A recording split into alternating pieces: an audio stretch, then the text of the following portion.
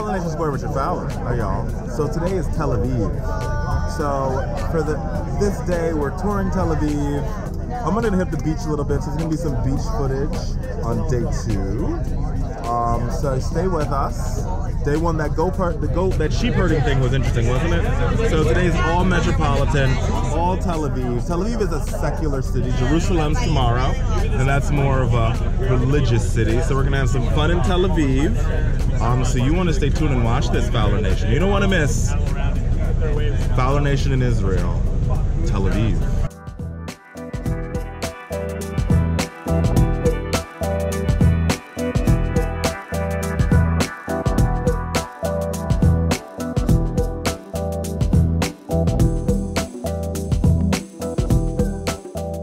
So, throughout this next 10 days, we're hanging out with my boy Michael, who's right here. This is Michael. Hey. So Michael is basically taking me and the rest of the 48 of us all around Israel. Michael, say hello to Fowler Nation. Hello, everyone. So, tell us, how did you become a tour guide? Like, that's the interesting question. First of all, my father was a tour guide. He was actually on the first tour guide course in Israel.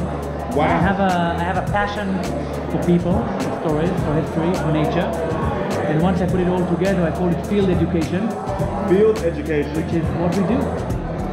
And I gotta tell you, like, we were literally talking about it. It's like almost better than reading a textbook, listening to you talk. First of all, thank you very much. But I believe that seeing things, touching it, is always better than just reading about it. One needs to feel and experience a place. And I agree that it's always better than reading about it, although I love textbooks myself. Good, so you are gonna catch Michael and me having adventures for the next, I don't know, we have tons of days left. Today, he's gonna take us down Rothschild Boulevard and throughout Tel Aviv. Tomorrow, Jerusalem and Jaffa. Up north, we're going to see Arab communities, the border in Syria. It's gonna be fun. Absolutely. So, me and Michael, we're having a good time. Cool, we have a bit more time. We have a bit more time.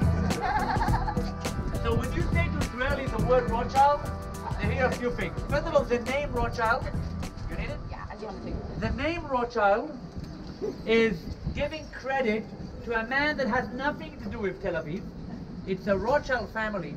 There were 5 brothers that were scattered in Europe and formed something that people will look at kind of a modern banking system, and that was the wealthiest family of the world in the late 19th century. And the French branch of the Rothschild family was a great philanthropist, and he was investing a lot of effort in trying to not give money but build foundations for Jews to come over here, building villages, building institutes, wineries, and so on. So when they built the first street of Tel Aviv, they decided to give credit to Rothschild and called it Rothschild. But he had nothing necessarily to do with Tel Aviv himself. There is a foundation, but I can tell you today in Israel, the Schusterman Foundation is better known than the Rothschild one. And then you've got a very safe banking system.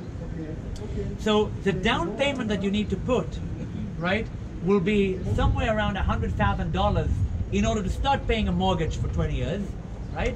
How do you get that? So if you don't have parents that can give you $100,000 when you're in your 30s, the salaries are not high, and a lot of people, they have a job. Unemployment is dramatically low, but yet people are not able to buy houses, and that's very frustrating. When you're looking, right? So in that way, I'm actually contradicting Ilana Dayan by telling you we're very normal. Part of us is unnormal, we're schizophrenic, as she said. But when you talk to people your age, that's what people are bothered. You wake up in the morning, you don't think about the conflict. You think about parking and job and fulfilling yourself and pretty much whatever you are doing yourself. Very normal. Rothschild is the example of the success.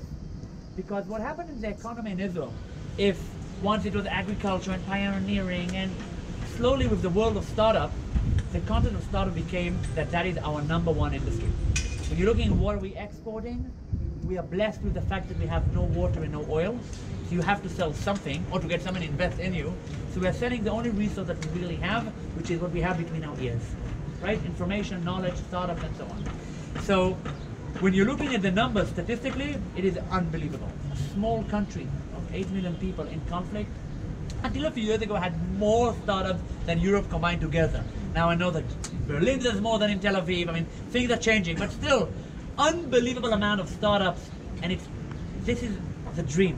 Now you have startups all over the country. You have it in the periphery, you've got it south, you've got it north, but a lot of them here in Rothschild. The issue with economy, you'll always get the presentation of the Startup Nation. It's a beautiful, unbelievable story about innovation.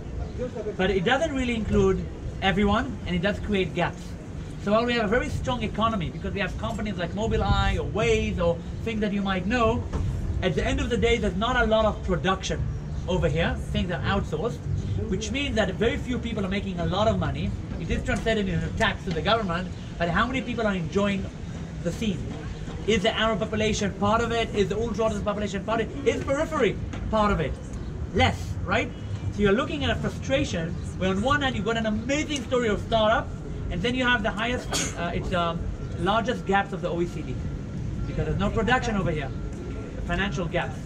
So what about the periphery? So once you don't have production, it creates big gaps. So and that's why the gap, because you have all those startups, but very few people are making a lot of money, and not everyone is going in. And while the dream was, when I was a kid, of the Jewish mother, I want my kid to be a lawyer, a doctor, the dream is today, I want my kid to be an entrepreneur and sell his first exit, to make his first exit by the age of 28. And that is the new dream.